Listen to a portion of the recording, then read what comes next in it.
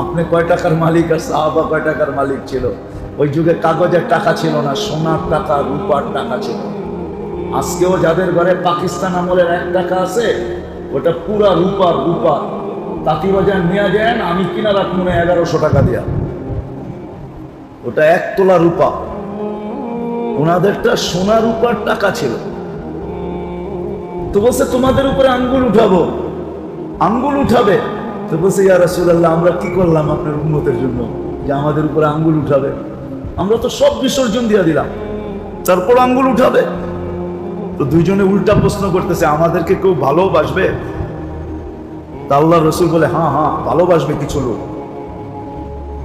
তা আল্লাহ রসুল প্রশ্ন করছে, যারা ভালোবাসবে এদেরকে তোমরা কি দিবে?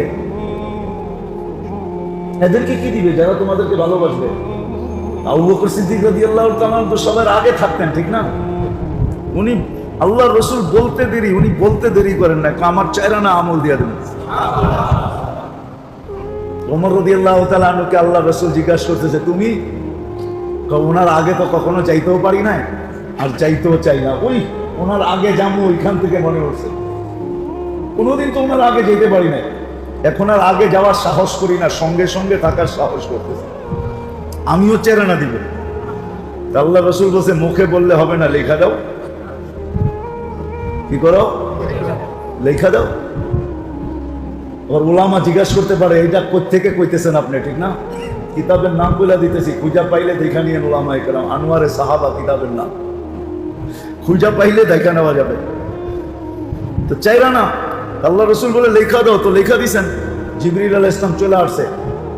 আপনি অবেলা, আল্লাহ লেখা নিয়ে যেতে বলছে, কিয়ামতের দিন আপনাদের উম্মতের জন্য বাস্তবায়ন করবে। কিন্তু বলছে আপনাকে সাক্ষী দিয়া দিতে, সিগনেচার করে দিতে, সিল লাগায় দিতে। তো নিয়ে গেছেন, আল্লাহ রসুল সাক্ষী দিছেন। একটু পরে আবার ফিরত আসছে, জিজ্ঞেস করছে কাগজ? আল্লাহ রাইখা দিছে, আমাকেও সাক্ষী বানায় দিছে, আল্লাহ নিজেও সিগনেচার করে দিছে। ওইখান থেকে বাহির হয়ে আসছে যে মেরে দোস্ত, ওই যে ঈর্ষা, যে আজকে আগে বেড়ে যাবো। কিন্তু আবু বকর সিদ্দিক রাদিয়াল্লাহু তাআলা আনহু আগে ছিলেন, আগেই ছিল। তো যদিও হিংসা এটা বৈধ না, কিন্তু ঈর্ষা বৈধ। এই জন্য আমাদের জানা উচিত